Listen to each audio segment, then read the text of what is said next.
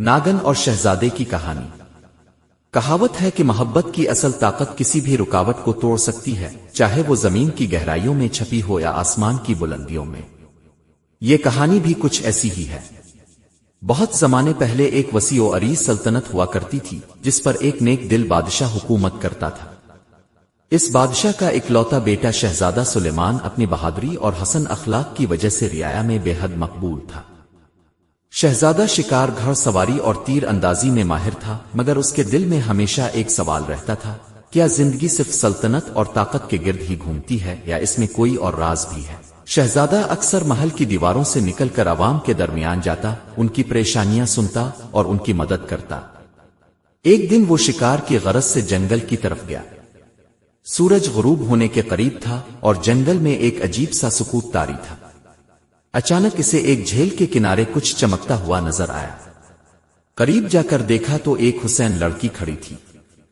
اس کی آنکھوں میں عجب سا جادو تھا، بال رات کی کالی گھٹا جیسے، اور چہرہ ایسا کہ جیسے چاند زمین پر اتر آیا ہو۔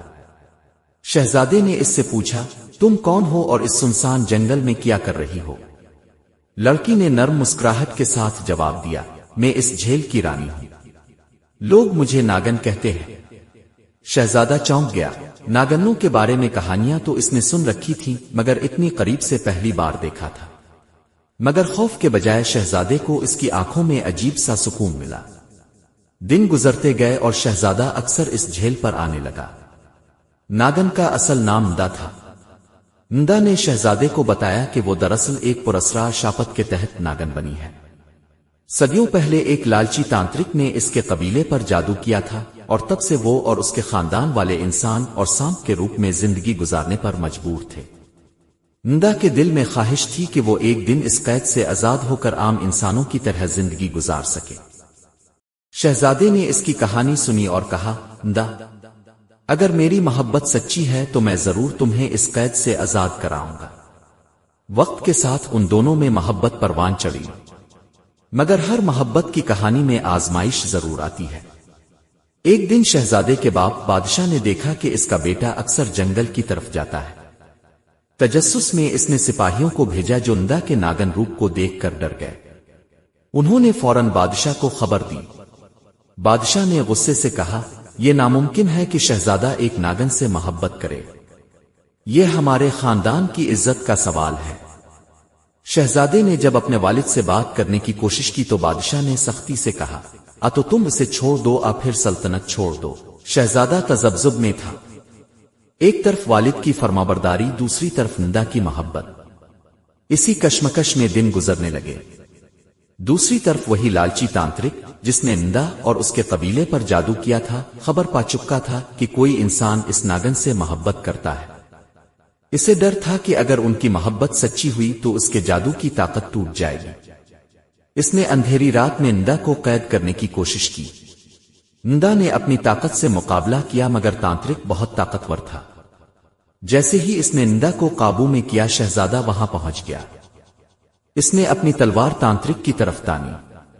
دونوں کے درمیان خوفناک جنگ شروع ہو گئی۔ تانترک آگ کے شعلے برساتا اور شہزادہ اپنی ڈھال سے بچاؤ کرتا۔